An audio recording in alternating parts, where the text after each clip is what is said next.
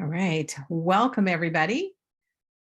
I'm Una Daly here with James Glappa-Grossclag and all of you. And this is a webinar that we schedule. It's the first one of the year where we have the pleasure of inviting back some of our participants from last year who've done amazing work with their students to make their classrooms anti-racist. And it's a really popular webinar because it allows you to get a glimpse of what you'll be doing next spring. And in just a moment, you'll get a chance to meet those four wonderful faculty from last year.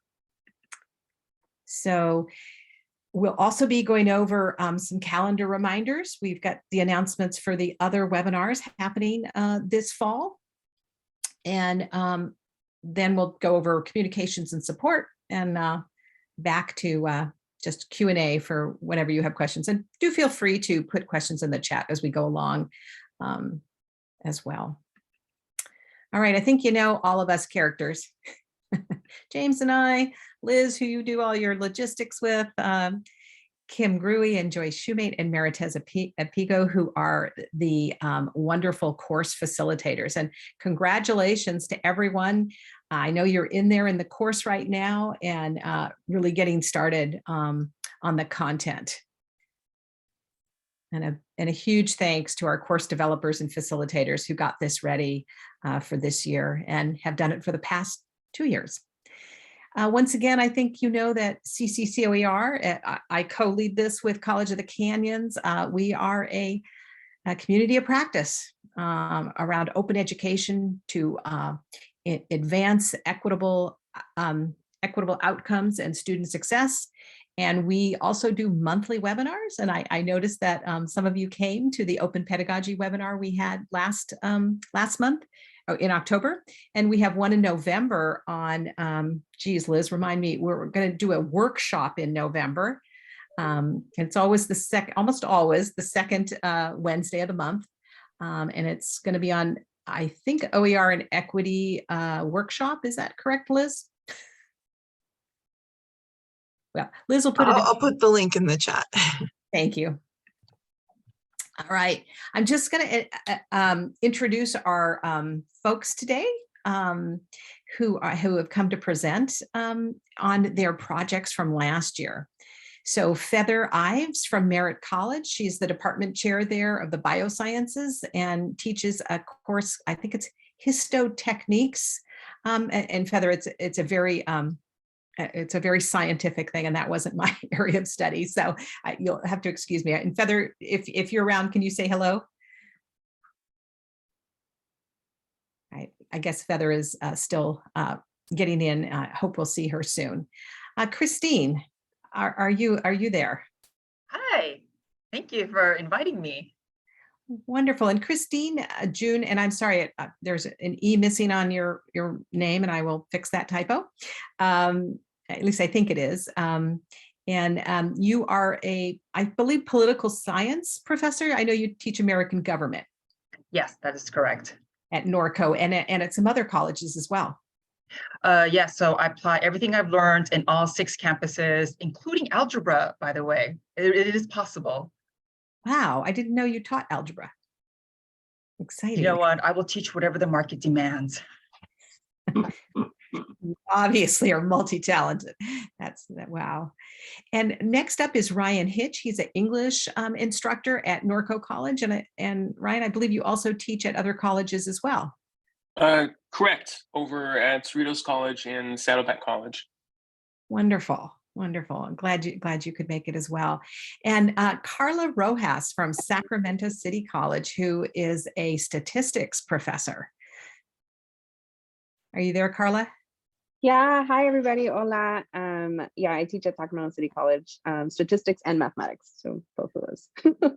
You're going to hear some wonderful stories here in a few moments. And I think at this point, James, I'm going to let you take it over. Sure, thanks. Quick reminder of our fall and January webinar calendar. You've seen this in many places. This is a reminder. In the end of October, we have the first of 2 duplicate workshops, the second being November 18th, on sort of the basics of OER, searching for OER and how to remix OER, and you'll hear more about that in a second. November 4th, decolonizing your syllabus, and I should say the OER search and remix and the decolonizing your syllabus workshops are optional, but we sure do recommend them. We know they're going to be valuable, but we recognize that some people may already have had a lot of experience in these areas. We don't want to duplicate what you've already had, but again, we think they're going to be pretty good, so hope you attend.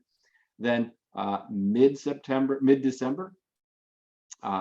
we will have a workshop dedicated to supporting students with transformative pedagogy. Again, you'll hear more about that in a second. And then in January, a deep dive into open pedagogy. Next slide, please. So first, as I mentioned, OER search and remix, and to describe that is our my colleague, Alexa Johnson from College of the Canyons, who is the lead of our fabulous small but mighty OER team at Canyons. Alexa, you want to say a couple words? Yeah, thanks, James. So as James mentioned, my name is Alexa. I'm going to keep this pretty brief because I am kind of getting over a cold, but I will be at the upcoming, or I'll be leading the upcoming workshops on October 28th and November 18th.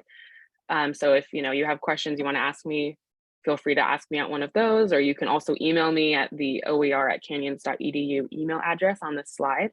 But just like a really quick overview of what our team does. So we find OER in your discipline, and this typically looks like you sending us a list of topics or a syllabus, or maybe even just some resources you're curious about. And then my team will review any sources you've sent us, make sure they're openly licensed. We'll also look through all of the OER repositories and find public domain, openly licensed resources for you. And you can, so you can have a variety of sources to draw from when you're creating your OER materials. We do also help remixing OERs. So this is if you have multiple resources that you want to compile into a single OER text, or maybe you're writing something and you want to include, a chapter from this textbook and maybe like some material from this website. We can give you advice on how to do that. We can help you do that. It really just depends on how much you want us to be involved in your OER creation process. And then the last item here, open licensing and attribution. We will create citations for any resources you've used. We will also make sure that you're using materials in the manner that the license requests. So if you are using a CC BY resource, we'll make sure that that includes references to the author.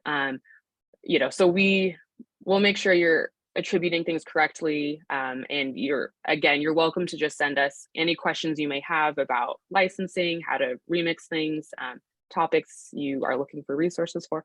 So if you have any questions, email us at that email below. And again, my name is Alexa Johnson, and I look forward to helping and hearing from you all. Thanks. Thank you, Alexa. Really appreciate you being here. Hope you feel better soon. Thanks for showing up when you're getting over a cold.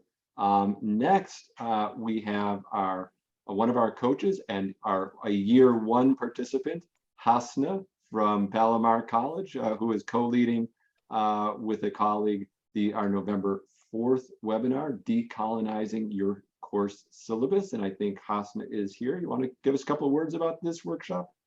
Yeah, thanks, James.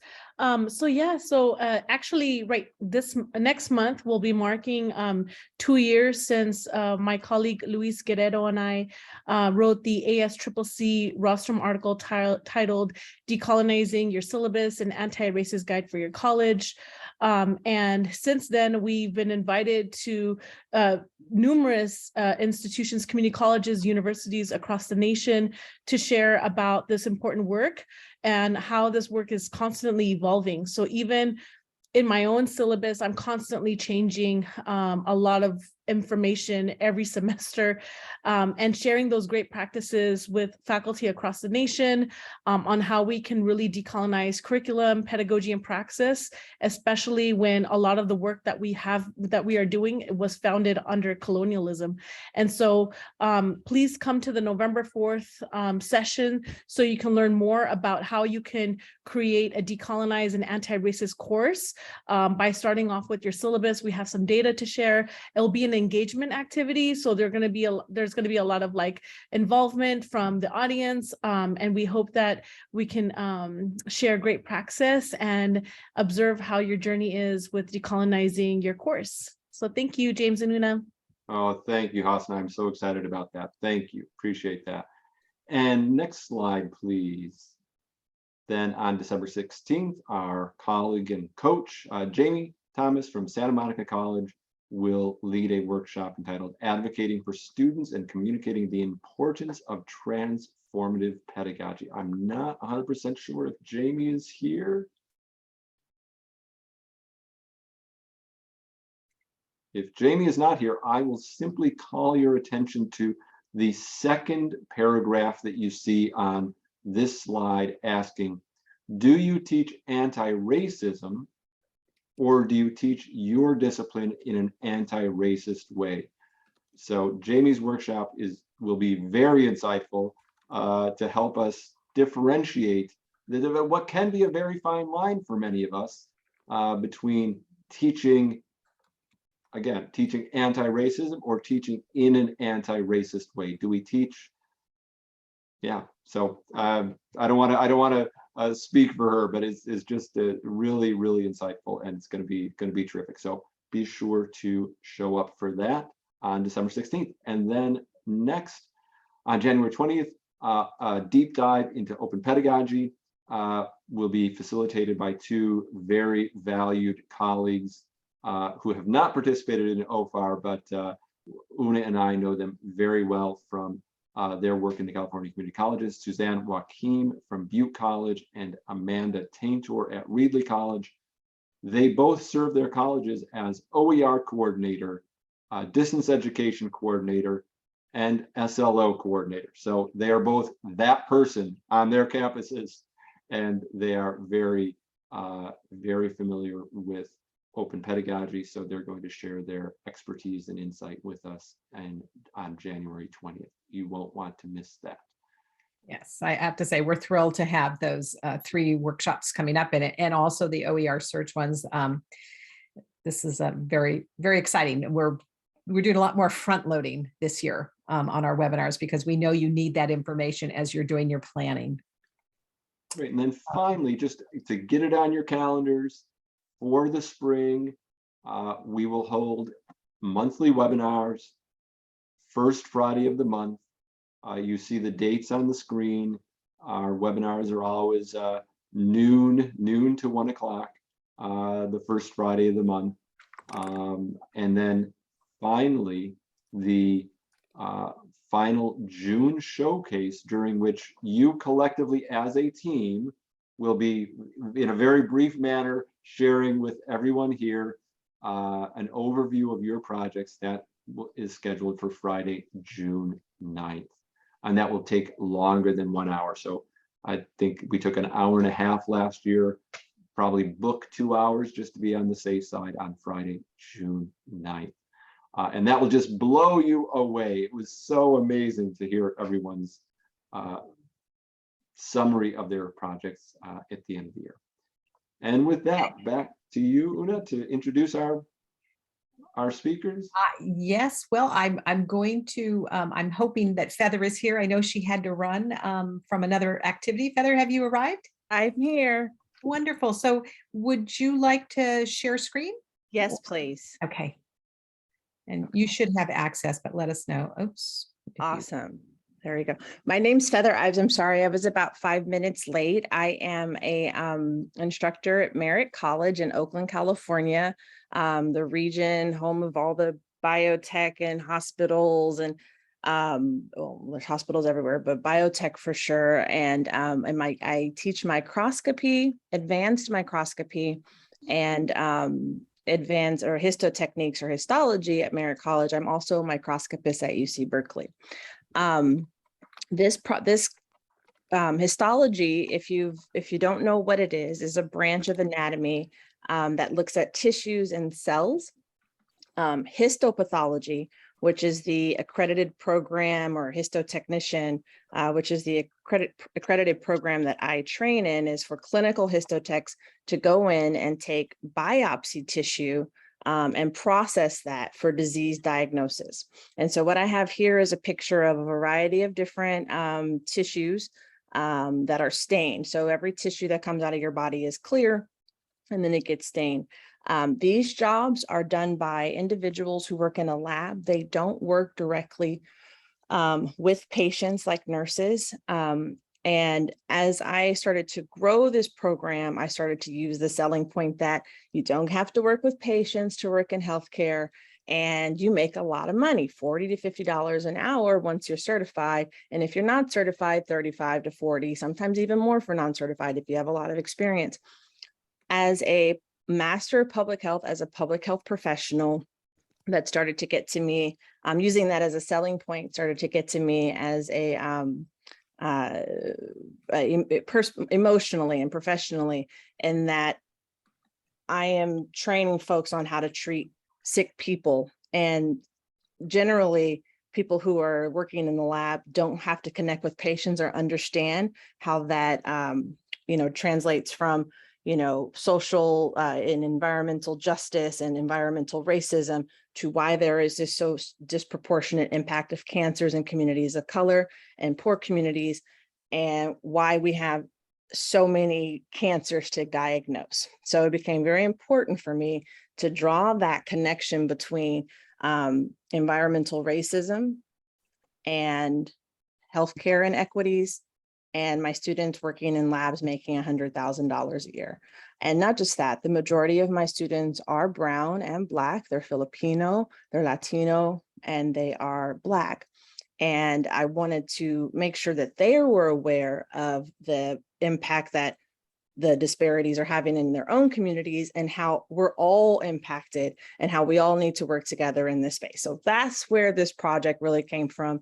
And so anyways, let me move on. I haven't really changed anything. I just wanted you to see the tissue. Nobody ever sees tissue. You know an organ when you see it, but you don't know a thin slice of tissue.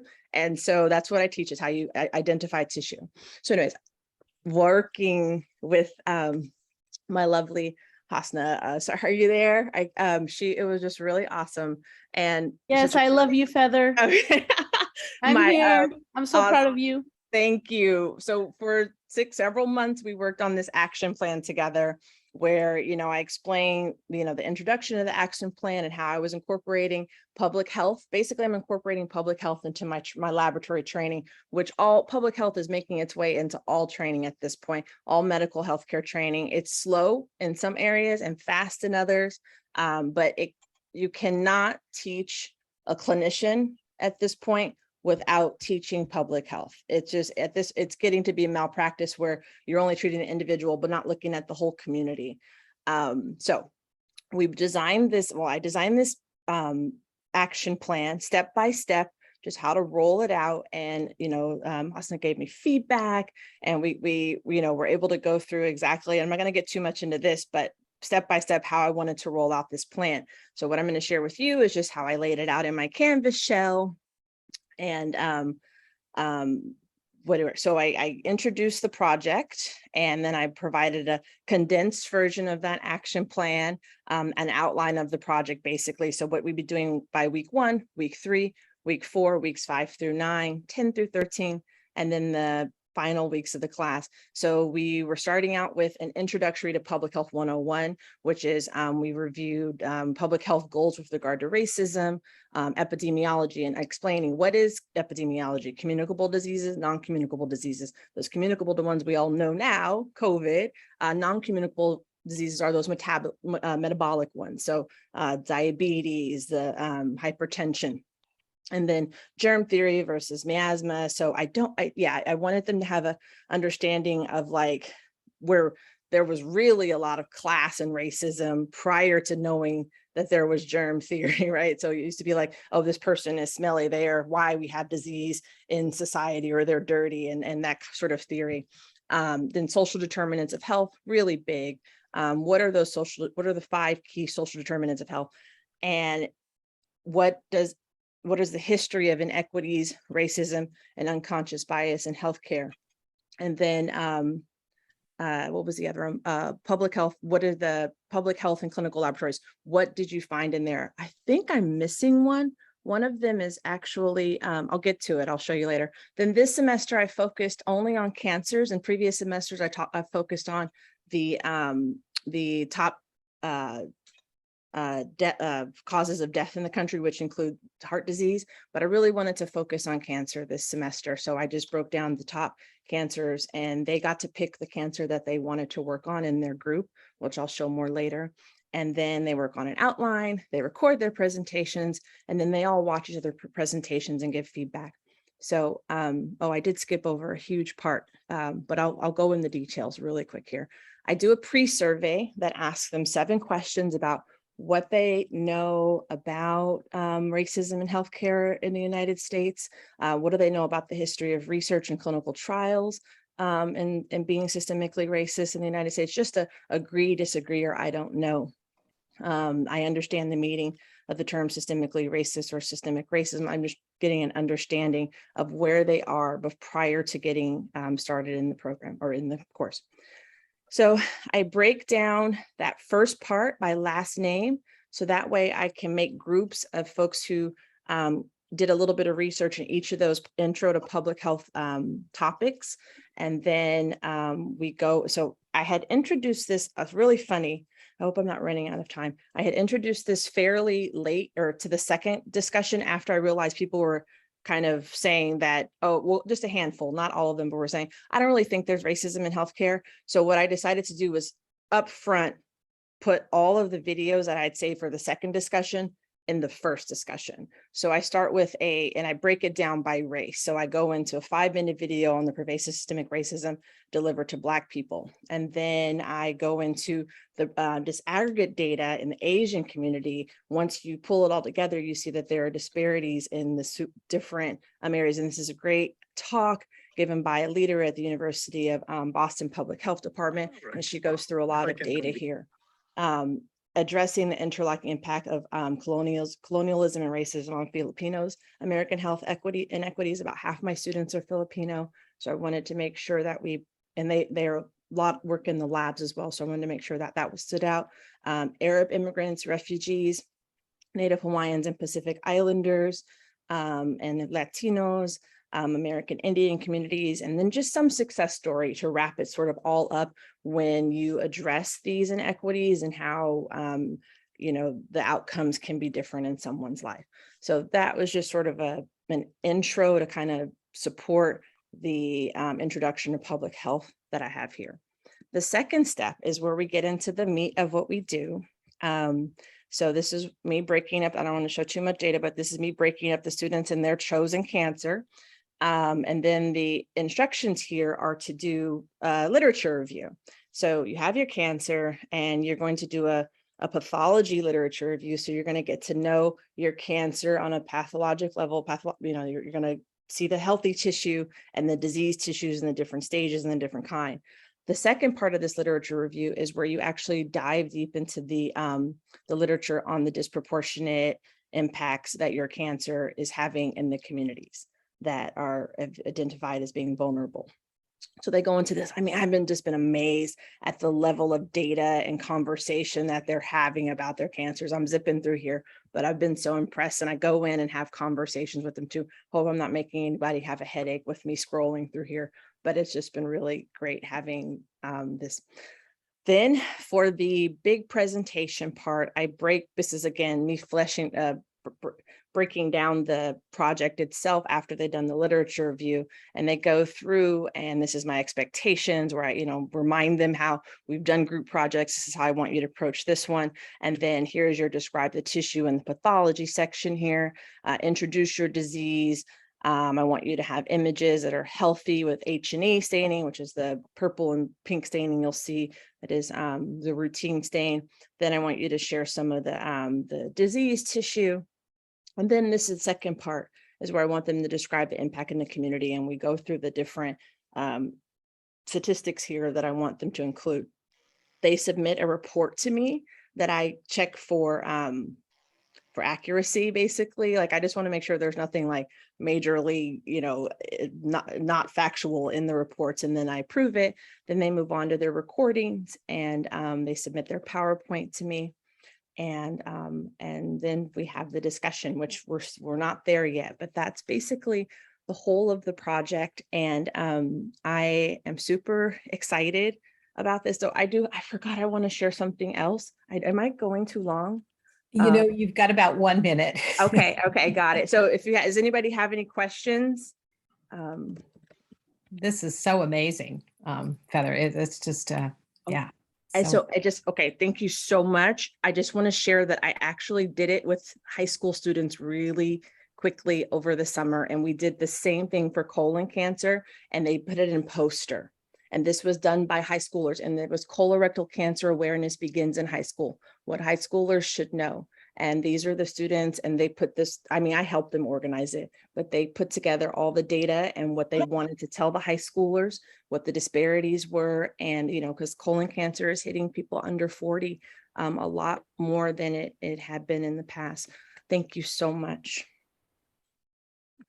Oh, well, it's a hard act to follow. That is amazing. This feels more like a graduate level course. Okay, well, thank you so much. Please ask her questions in the chat window, and hopefully at the end we'll have some time for more Q&A. All right, Christine, you're up next. Oh, great, thank you. So my presentation is a little bit from Feather. What I did is that I wanted to answer some of the questions that you asked, Una, and then at the tail end, I want to give you a sample of my action plan, like what I did. And I'm very hard-hitting in my approach, and I'll explain why. So I'm going to share my screen. Just this one, share. Oh, that's not the one I want. Okay, so I just want to piggyback off of James's question, like, am I teaching anti-racism or am I teaching from an anti-racist perspective? I would say that I'm trying to do both to the best of my abilities, and it's something that I'm trying to fine tune each semester in each class, right?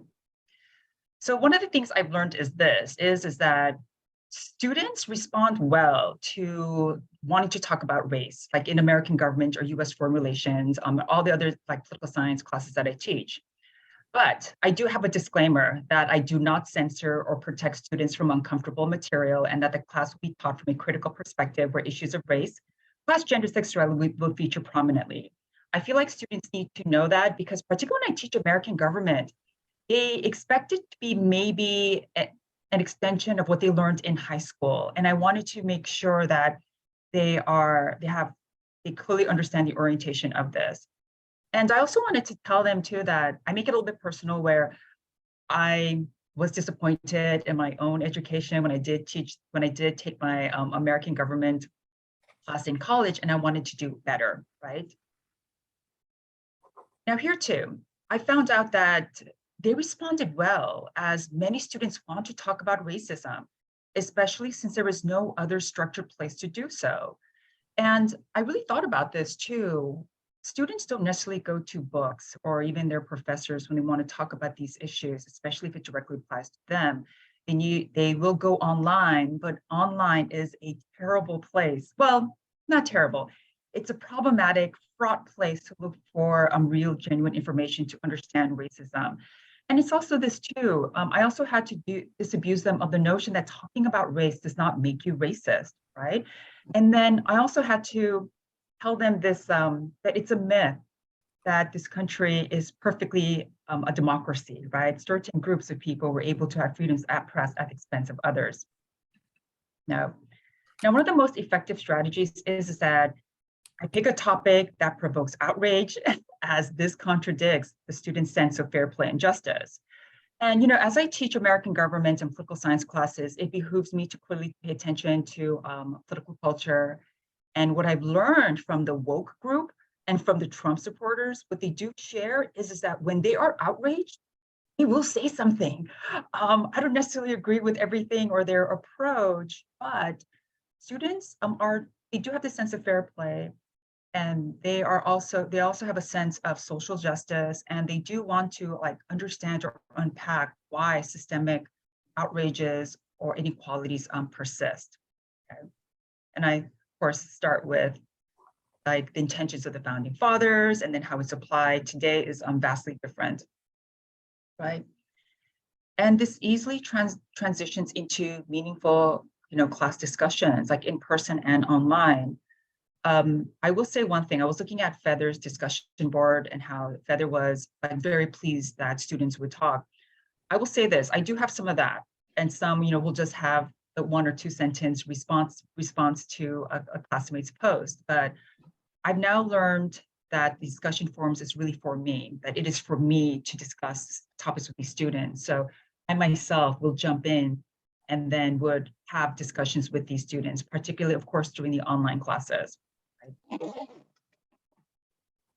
Now, second strategy is that, effective strategy, apply this anti-racist framework to our student lives and accept late work without any point deductions. And this builds trust. I think this is this is the takeaway I got from the training from last semester, that, my student population very similar to Feathers, right? I do have a lot of African-American students, a lot of Latino students. I suspect most of them are first-generation college students as well. And if they're unable to attend class, if they're unable to do their work on time, I know that they're not just working to support themselves, but they're working to help support their families. And clearly, the economic mismanagement that is happening in this country, has a lot to do with racism, and I will throw in sexism as well. But I think this also builds trust, and this allows, and students want adults. They do want adults that they can turn to, because truth be told, they can't go to their parents some of the time. So we are the adult figures. So I think that is my way of teaching from an anti-racist way, right? Now, I will say this too, OFAR has fine-tuned my anti-racist sensibilities in terms of the impact that it has made on me and my students. I would like to think, I really imagine dialogues with my cohorts, or remember the conversations that we had, especially as I may be teaching a college algebra class in the upcoming fall semester. And this matters, right? I mean, it's nice to see that a lot of students of color, African-American and Latinx are majoring in STEM. I was growing up, this was not really the case. I'll be very honest about this. So, and I think it's a good question. Why do we need to find X? Why do we need this in our lives? And, if I knew Feather, well, I know Feather now, but I ran into another colleague that happened to teach math, and I said, hey, is there a way that you can make it, I don't know, we can talk about weave in environmental racism? Is there any way to talk about this? And she says that you can change certain parts of algebra class into where you teach climate change, right? So I thought, I got very excited after that. I won't lie, teaching college algebra simply bores me, but if I can apply it where I can apply to explain climate change, I'm very thrilled at the opportunity to do so. Okay, I think I have 2 more minutes, right? Now, yeah, 2 more minutes, okay. I think the best way, I think for us to continue to make an institutional impact is to make sure the dialogue about anti-racist pedagogy does not become a fad. And then we persist in the water cooler talks, because clearly this came up in our training as well, like last semester, that the national conversation is one of fear against critical race theory, even though parents don't know what critical race theory is, and people, who are politicians who are upset at, even though they don't understand it, hearing race and the word critical bothers them. But I think we need to persist against that. It is nice that we do live in a blue state. So there is that. Now, if I can share something else really quickly. So I said I was very, very direct in terms of how I teach my assignments. For when I applied this directly, it was for my introduction to American foreign policy class. And I'm very direct. like hypocrisy have been and continues to be a feature of American foreign policy. You are now very well of US imperialism and soon become familiar with US covert operations. You know, students love stories about spies and what the United States have done behind the scenes as well to communities of color around the world. And I really love it when students said, why didn't I know this? Why didn't I learn this in high school? You know? And here too, right? If I would just scroll down a little bit, right? Right. I also say this too, again, teaching from an anti-racist perspective and to teach anti-racism, I do my best to deviate away from classic textbooks that has not caught up, period, right? I typically use 3 books. One is fairly academic, 2 is written for the popular audience, so then there's readability, it's more easily digestible. For example, I taught Reproducing Empire, Race, Sex, Science, and US Imperialism of Puerto Rico, Powers, A Problem from Hell, America in the Age of Genocide. There was another book, but these are the 2 that, Kinzer's book too about overthrow. But I think that is how OFAR has influenced me and how I try to push the needle forward. Thank you so much. I'm gonna stop sharing. Thank you, Christine. And those look like really powerful books. I wonder if you could share a link to that, or to your document, or just maybe put the links in the chat window, or, Oh yes, of course. or just of the course. titles. The titles. Yes, Thank you. Yes. Yeah, because I know we do have some history and political science people this year. So I'm sure they and others might want to read this.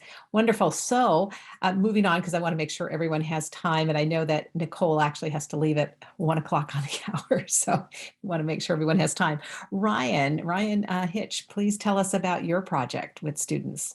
Yeah, thank you very much. Happy to be here today. I'm going to drop a link in the chat to my Google Slides and then hopefully start sharing. Let's see.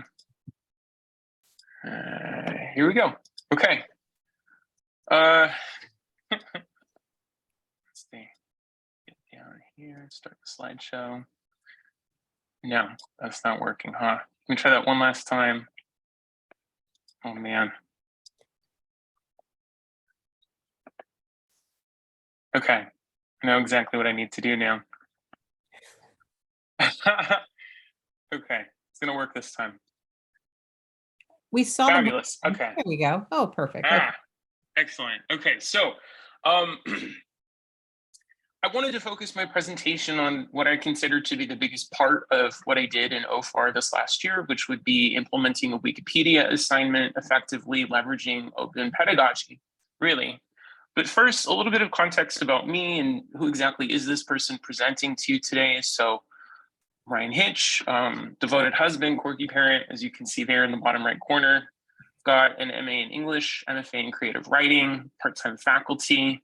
Last year, I was the Norco College Puente English coordinator. I've since traded that position for distance ed faculty chair, but I think it's important to share that I was the Puente coordinator because that is the context of the course that I implemented my action plan for.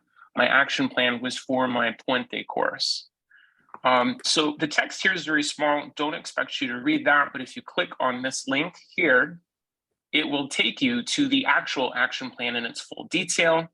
What I want to point out to you, though, are a couple things. First of all, as I said before, my target course was a spring 2022 English 1B Puente course. My focus was a couple different things: building community in my classroom, a big hallmark of Puente courses in general, leveraging cultural capital, and then focusing on non-disposable assignments. I want to credit everybody here at OFAR for turning me on to this really cool thing, running a Wikipedia assignment. I'd simply not heard of that prior to taking the Canvas course that I know you guys are all starting on hopefully soon this semester. I think already.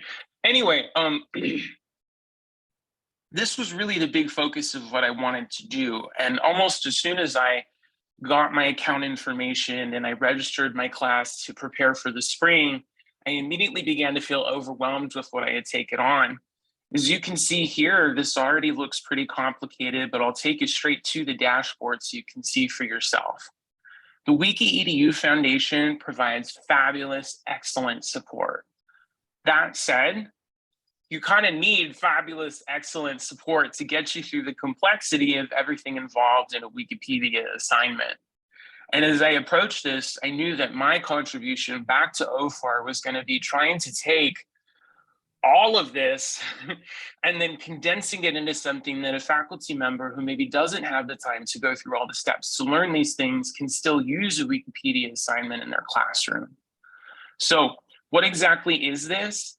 The WikiEDU Foundation takes students through the processes that they need to learn in order to create their own Wikipedia pages, to become purveyors of their own knowledge. What exactly did we do with this? Well, Norco College's English 1B is a literature-based critical thinking course. So I had my students read and research texts from various underrepresented authors in the first half of the term. And initially, I emphasize initially, because this absolutely changed over time, apply that knowledge of our underrepresented authors towards building Wikipedia pages. And of course, we all know the best laid plans of mice and men are apt to go awry. So I get to the second half of the semester where I introduce students to the Wikipedia project. And one of the very first questions students asked was, do we have to write it about one of the authors? You know, can I pick my own topic? There were some students who were very happy to be handed a topic to write about, because that can be a challenging aspect of a Wikipedia project where you yourself are going to start generating knowledge. But there were just as many who were happy to write about their own topics.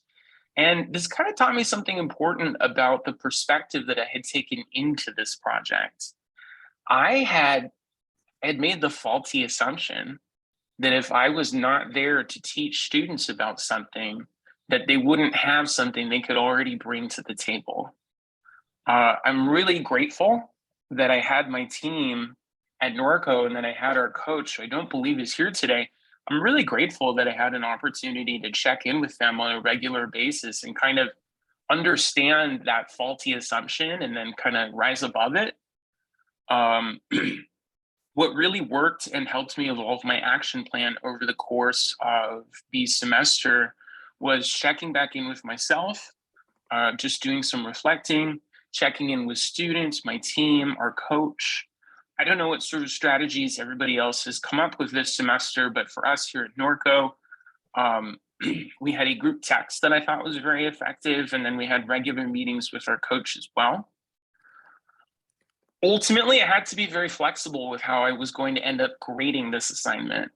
If you are from the English discipline or anything really, frankly, that involves essays, you know that part of grading involves standardization, having a rubric that you can judge everything by the same standards, which just doesn't really happen in a Wikipedia assignment.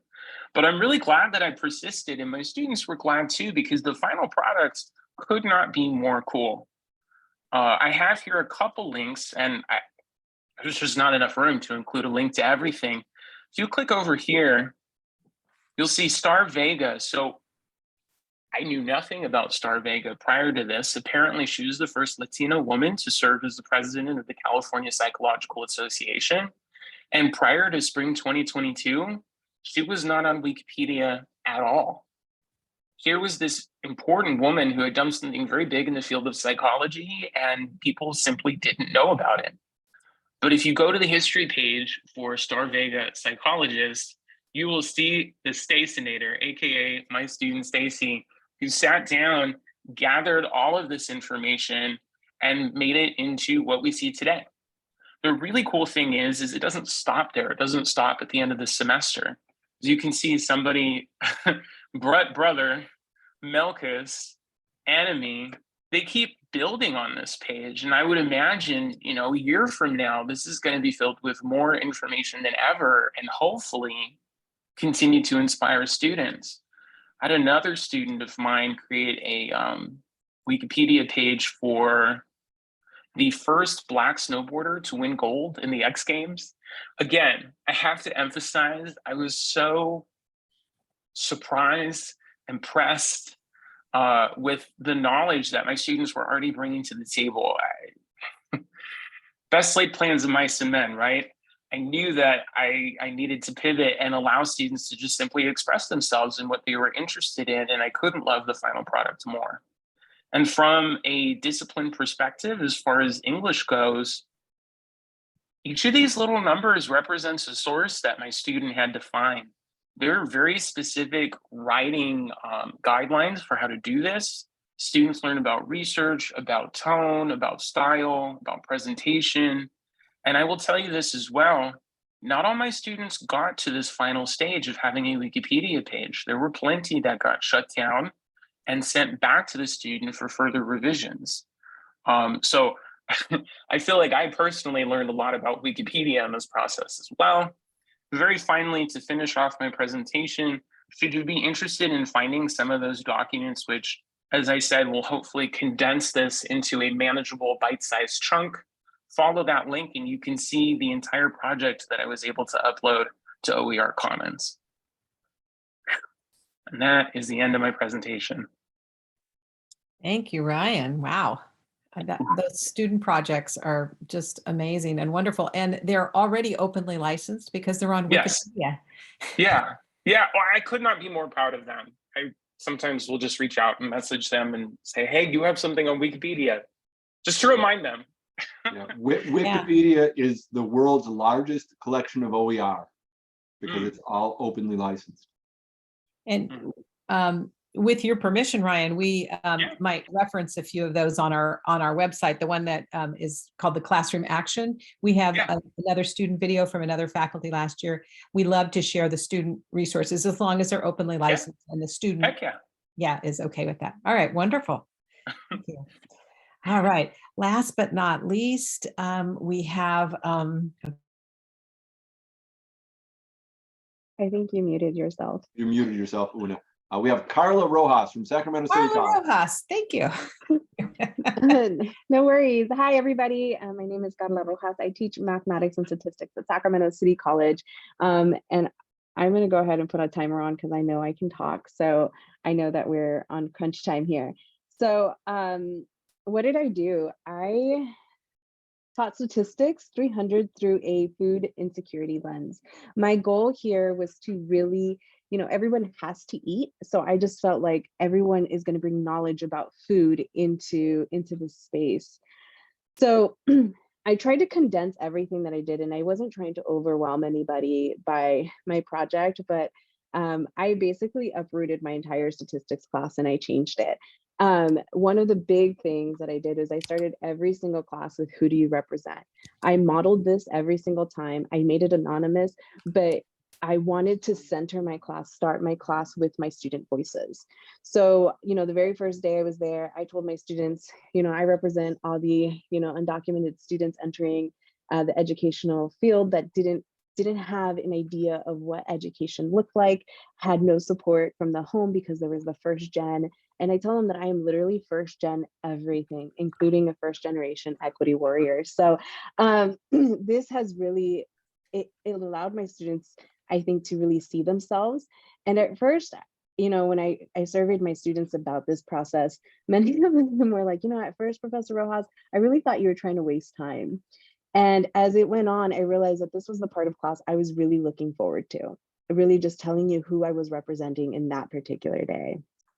I removed exams from my statistics course. We collected data on our local grocery stores. So every week they would go ahead and they would sample data based off of something that we as a class decided was an essential bundle, an essential amount of goods that we needed in order to survive for the week. And what we thought of, and later I discussed in class, was that I thought it was very fascinating that there were certain items that didn't show up on the essential bundle. And I asked why, like frijoles weren't there, rice wasn't there. And these are like two predominant items and staples that are part of the food in Latinx homes. And yet they weren't there. And then, and then other students started, collard greens aren't there either. And so I questioned, okay, well, why did we come up with this essential bundle and have sweet potatoes or, other items come up on that list? So that's kind of where that discussion kind of moved on. I asked students to involve themselves in each other to create community. I tell my students community is everything to me. I don't think I would have been here where I am today had it not been for my comunidad, from my parents, my friends, everything that helped me get where I am. I instituted Teach Us videos, which led students, instead of timed assessments, they had to come up. I gave them a problem and they'd have to teach it back. And we did peer review associated to that. So students were learning from each other. And one of the really cool things that came out of that was I had a student in one of the comments as they were reviewing another student, they said, I did not understand the fences when it came to box plots until I saw this video. And when I saw that, I said, it didn't matter. I could have explained it 1,000 times. I think that particular student needed to hear it from this other student. And that was really, I think, extremely powerful. And then we celebrated their understanding of the material via a e-portfolio, and that was really what their final exam was. And we called it a celebration of learning.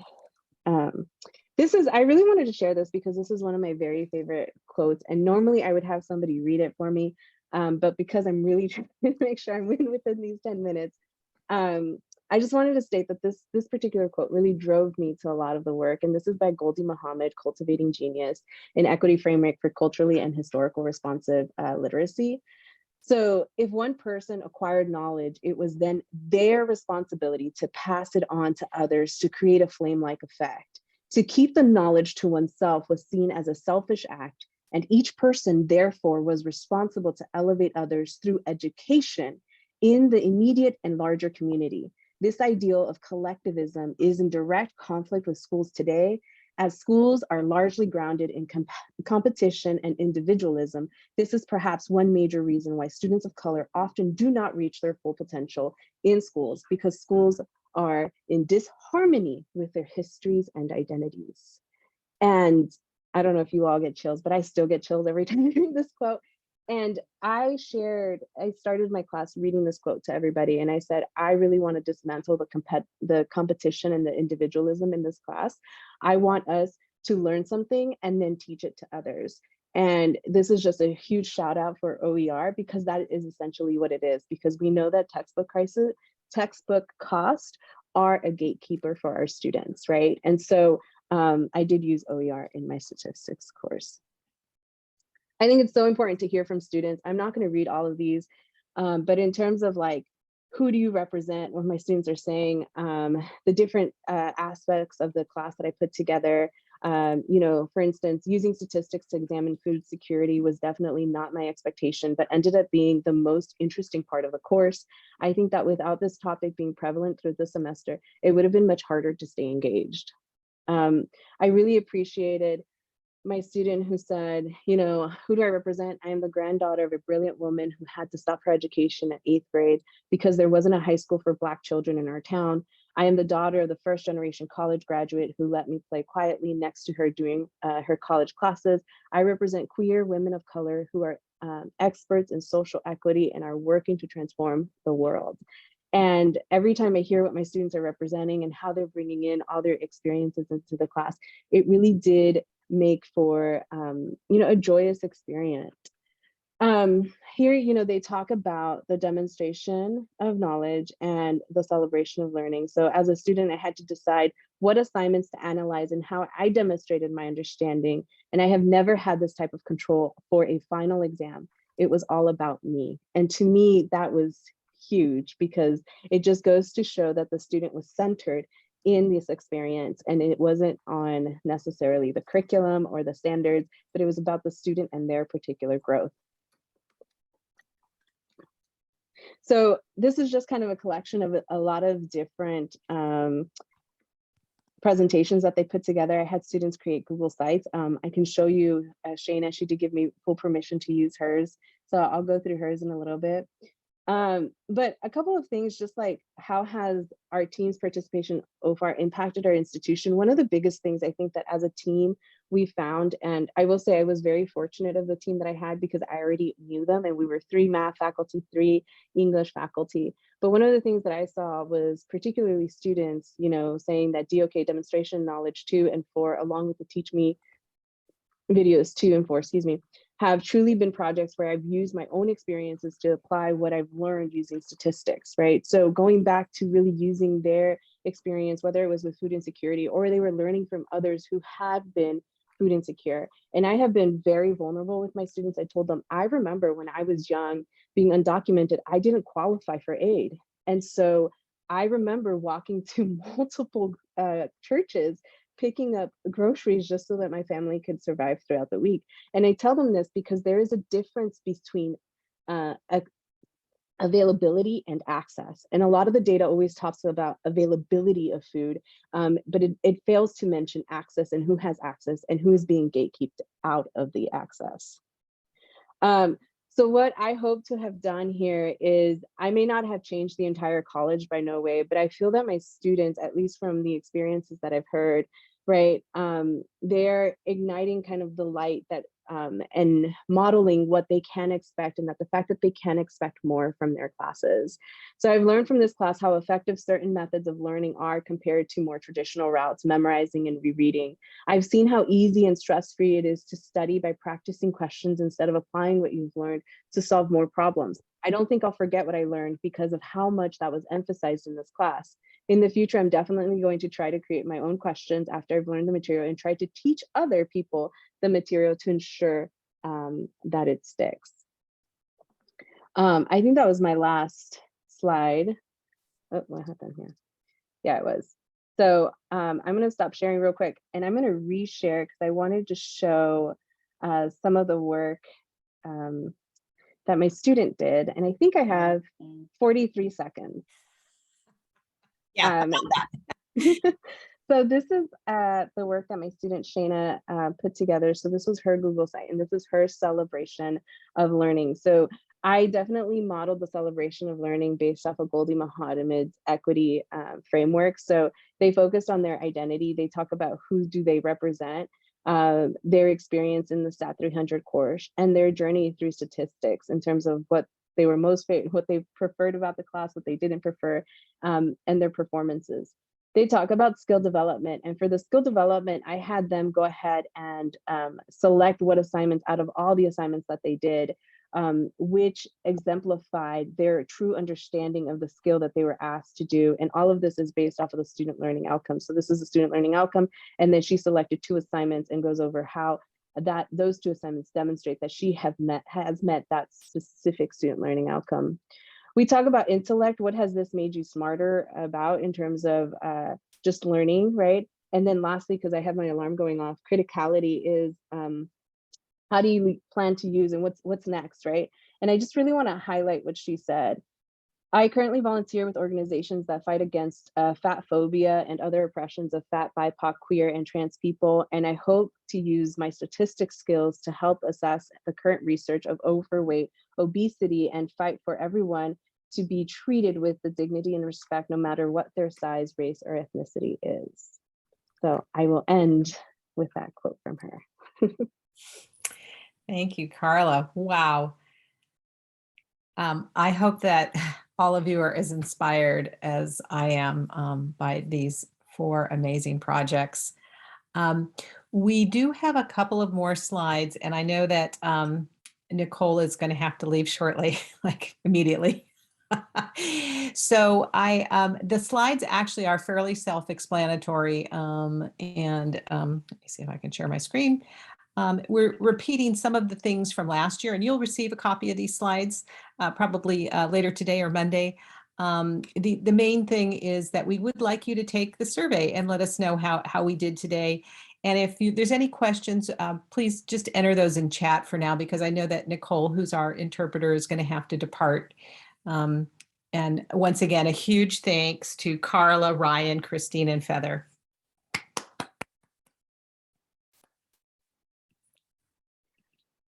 Just real quick, I'm going to go ahead and drop my email in the chat because I just saw that somebody requested it. So here you go. Thank you. And if there's questions, yeah, please, we'll have a few minutes. And then for those of you who are team leaders and you didn't make it to the 11:30 meeting, we're going to have a real quick get together right after this.